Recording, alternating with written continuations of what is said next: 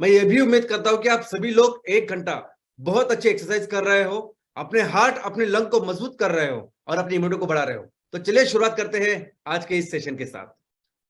सबसे पहले दोस्तों, आप सभी का मेरी ओर से और पूरे एमसीएल फैमिली की ओर से बहुत बहुत आपका अभिनंदन। आपने जो भी काम कल किया है वो सिर्फ प्रेरणादायी नहीं, वो आश्चर्यजनक है, वो असंभव ऐसा काम आपने आप सभी ने मिलकर किया है। दोस्तों, ये कल जो कार्यक्रम हुआ, कल जो इवेंट हुआ, इसका किसी भी दूसरे बिजनेस इवेंट के साथ हम कंपैरिजन ही नहीं कर सकते। ऐसा कैसे हो सकता है कि 16 साल के युवक से लेके 80 साल के बुजुर्ग दिन रात हमारे फैक्ट्री के साइड पे यहां बैठ के उस पर काम कर रहे हो? ऐसा कैसे हो सकता है कि जब लोग ये नहीं सोचते कि आप एमपीओ प्रमोटर हो, आप एमवीपी हो, आप चैनल पार्टनर हो, सभी लोग एक होके एक फैमिली की जैसे काम करते हैं, दिन रात मेहनत करते हैं इस कार्य को पूरा करने के लिए।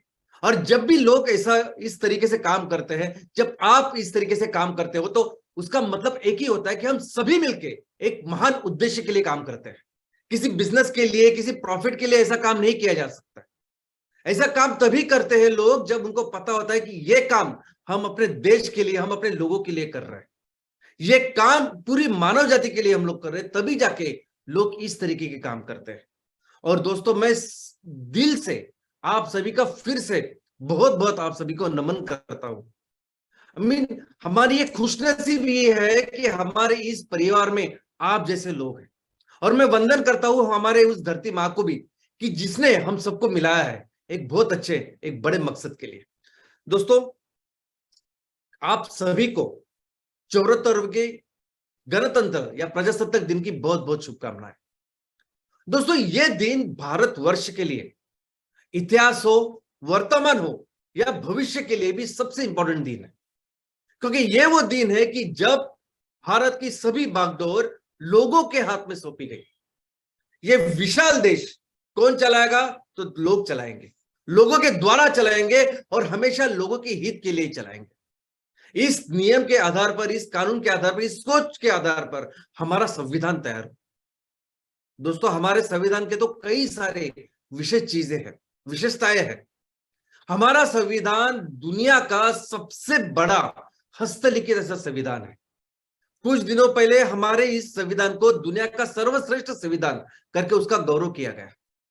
जब हमारा ये संविधान बनाया गया तो दुनिया में जितने भी संविधान हैं उसकी पढ़ाई की गई। पूरे 3 साल भर अखंड पढ़ाई करके, दिन रात उसके ऊपर मेहनत करके कि हमारे कुछ कुछ चीजों के ऊपर क्या लागू होता है। इसी मेहनत करने के बाद इस संविधान की शुरुआत हुई। इस संविधान बनाया गया, हाथों से लिख के बनाया गया। और दोस्तों, वैसे तो इस संविधान में कई सारे नियम हैं, कई सारी चीजें हैं जो शायद हम पढ़ नहीं सकते। लेकिन इस संविधान, जब संविधान शुरू होता है उसके पहले एक संविधान का प्रीएम्बल है। मतलब प्रीएम्बल की वैसी आप लिटरल मीनिंग देखोगे, प्रीएम्बल यानी क्या? तो प्रीएम्बल यानी किसी चीज का प्रस्ताविक, किसी चीज का उद्देश्य, किसी चीज की भूमिका, उसे प्रीएम्बल कहते हैं। हमारा भी इस संविधान का एक पेज का प्रीएम्बल है जो हमें समझना पड़ेगा। इस प्रीएम्बल को हम हमारे इस संविधान का आत्मा भी कहते हैं। ये प्रीएम्बल यानी हमारे संविधान की सोच है। ये प्रीएम्बल यानी हमारे संविधान का तत्वज्ञान है, फिलोसॉफी है, हमारे संविधान का आत्मा है। और इस प्रीएम्बल में लिखा है कि हम भारत के लोग भारत को एक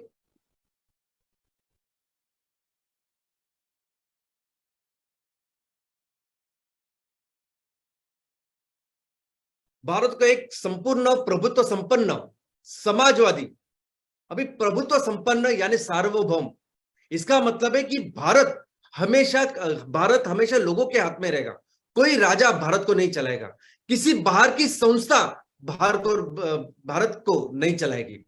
तो भारत आत्मनिर्भर रहेगा, संपूर्ण प्रभुत्व संपन्न रहेगा, समाजवादी, पंथ निरपेक्ष या धर्मनिरपेक्ष, लोकतंत्रात्मक, गणराज्य यानी अलग अलग राज्यों से बना हुआ देश।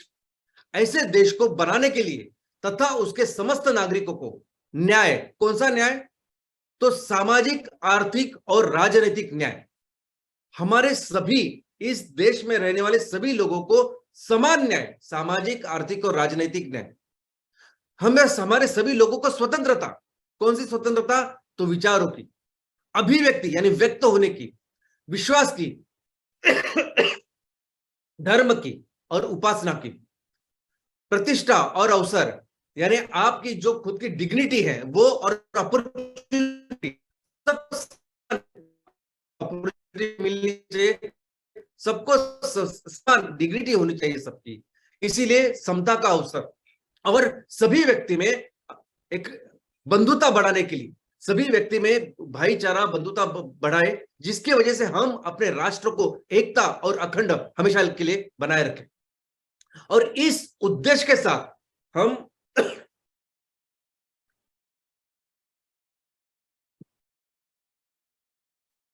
उद्देश्य के साथ हम इस संविधान को आज यानी 26 नवंबर 1949 में उसको पारित करते हैं।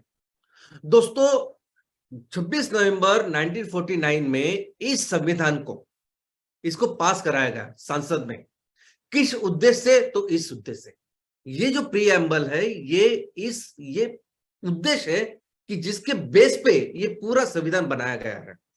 उसके बाद जितने भी कायदे कानून हमारे देश में बने हैं, वो सभी कायदे कानून ऐसे बनाए गए हैं कि हमारा एक उद्देश्य हम लोग प्राप्त कर सके।